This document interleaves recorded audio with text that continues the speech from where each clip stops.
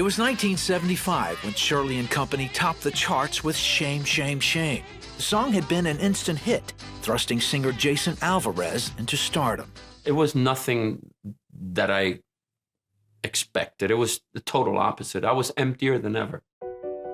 Jason was 10 when his family fled Castro's Cuba and moved to the projects of New Jersey. As a poor minority, he was treated like he was second-rate. His pride led him to take matters into his own hands. Gangs and people pressing you and challenging you, I was not used to that. I made up my mind nobody was going to push me around anymore. To prove his worth, he formed a gang as a young teenager. Even then, he still felt life was miserable. But there was one thing that gave him joy. I was always into music since I was a little boy. I loved music. I loved singing. But Jason never considered music as his ticket out, until one day, a couple of musicians overheard him singing. We love the way you sing, man. We're going to start a group in 2 weeks. But you have to play an instrument. Jason asked his father to buy a guitar. I said, I'm really going in the wrong direction with my life, and I will come out of this. I know that that's what I love to do, is sing, you know. My father bought me the guitar. Jason joined the group and eventually left the gang life. I fell in love with music, and I started doing weddings and some nightclubs. By 21, Jason was married to Gail and pursuing music full-time. He released his own album and eventually signed with Platinum Records. But that didn't fill the growing emptiness. I started doing drugs. I just, somebody kind of turned me on to marijuana. And then I started doing LSD. He was at the studio one day when a producer was struggling to find the right voice for a song. She asked Jason to do a take. And I see the people inside the studio going crazy, you know? And so she says, Jay, that was great. I said, I'm ready to sing it now. She goes, sing it. She said, man, we already took it. That take was amazing. Come inside and listen to it. That song was Shame, Shame, Shame.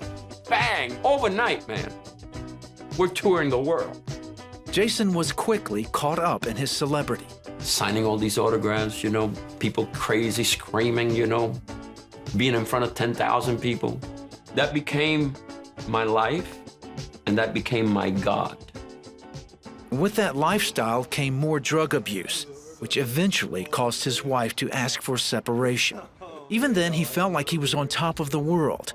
Then one day, while he and another musician were smoking pot, he asked Jason a question that shattered his illusion. He said, man, is this all there is to life?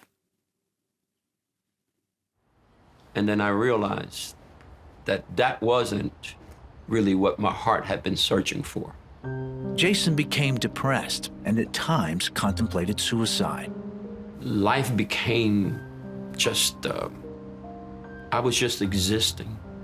There was a hole in my heart that money, drugs, women, success, hit records couldn't fill, man. Eventually, the song dropped off the charts and the tour came to an end. It was then Jason decided to make amends with his wife. By now, Gail had become a Christian and agreed to try to work things out. He never considered her faith for himself until he took her to church one day and felt drawn to go inside. I heard the gospel preached for the first time in my life, and God just kind of spoke directly to me. Intrigued, Jason went back the following Sunday. This guy starts preaching, and he says, there is somebody here that God has been dealing with. And today, you need to give your life to Jesus. I'm sitting back there, man, I'm thinking to myself, it's crazy, you know? And then the thought hit me, you have done everything. You've tried everything. Why don't you do this? Jason made his way down to the altar and prayed to receive Jesus Christ as his Savior. When that guy said that sinner's prayer, man, I said it from the depths of my soul. And when I got done praying, I could tell you this, the long search, that long search, man, That long search had come to an end. That hole had finally had the piece that was missing put in. Jason knew at once that he was changed. He stopped doing drugs and began restoring his relationship with Gail. He also started making Christian music. Today, Jason and Gail pastor the Love of Jesus Church in New Jersey. And of course, he's still making music.